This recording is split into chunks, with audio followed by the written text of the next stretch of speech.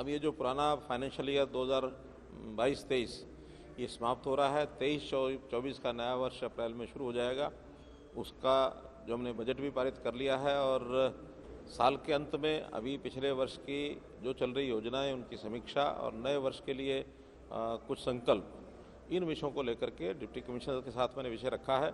Detail हमारे अधिकारी बैठ के कर रहे हैं और इसमें मुख्य रूप से जो योजनाएं हमारी विशेष तौर पर नई योजनाएं पिछले वर्ष भर में हमने लागू की हैं, परिवार पहचान पत्र है, मेरी फसल मेरा ब्यौरा है, या स्वामित्व है, शहरी है, स्वामित्व ग्रामीण है, ऐसी जो भी योजनाएं हैं उन सब पर जो आने वाली कठिनाइयां हैं परिवार पहचान पत्र के समेत, उन सब कठिनाइयों को दूर करने के लिए और वार्ड लेवल पर प्रॉपर्टी आईडी है, इस प्रकार की सब समस्याओं का हल निकालने के लिए एक निर्देश दिए उनको।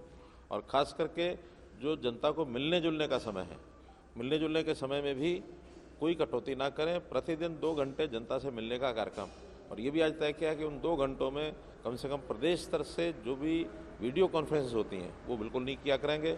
2 घंटे अपनी कोई मीटिंग नहीं करेंगे। 11 से 1 चाहे डीसीज हैं, एडीसीज हैं, एसपीज हैं, जो भी पब्लिक डीलिंग के ऑफिस हैं वो सब 11 से 1 रोज़ाना पब्लिक को मिलने जुलने का काम करेंगे।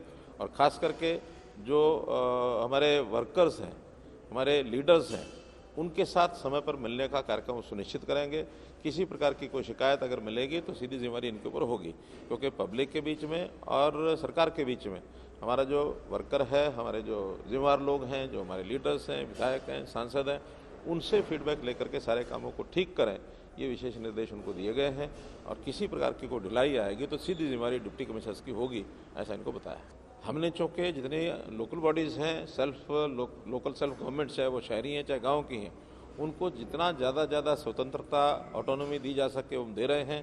फंड्स उनके निर्धारित कर दिए गए हैं, बल्कि जो हमारे पास स्टाम्प ड्यूटी के फंड्स अभी डिस्ट्रिक्ट हेडक्वार्टर पर जितने थे, आज निर्देश दे दिया उनको कि पिछले सारे फंड्स 31 मार्च से पहले सब रिलीज़ हो जाएं, और आगे आने वाले जो भी इस प्रकार के पैसे हैं वो सीधे उनके अकाउंट में कैसे जाएं, इसका प्रबंध हम करेंगे।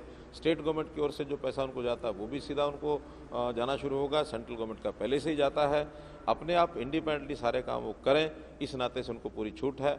कुछ योजनाएं जो एक पार्टिसिपेटरी तरीके से, एक सहयोग, एक दूसरे के सहयोग से हम करेंगे, उसमें योजनाएं ग्रामीण क्षेत्र के अंदर जैसे 75%, 25% की कुछ योजनाएं हमने बनाई हैं। खास करके एक योजना के लिए आज ही हमने 200 करोड़ रुपया रिलीज़ किया है। ग्रामीण क्षेत्र की स्वच्छता, चाहे वहाँ ई ऑटो हो, चाहे वहाँ छोटे ट्रैक्टर ट्रॉली हो, चाहे वहाँ सफाई कर्मचारियों का विषय हो, उस खाद को ले जा करके कहीं डंप करने की बात हो, उसका जो पिट्स बनाने की बात है, वहाँ कंपोस्ट करके उस खाद को बेचने की बात है। ऐसा एक प्रोजेक्ट आज मोटे रूप से क्लियर किया है। इसकी प्लानिंग बना करके 31 मार्च के तुरंत बाद ये 200 करोड़ रुपया जिन गाँव ने योजना बनाई उनको रिलीज़ हो जाएगा।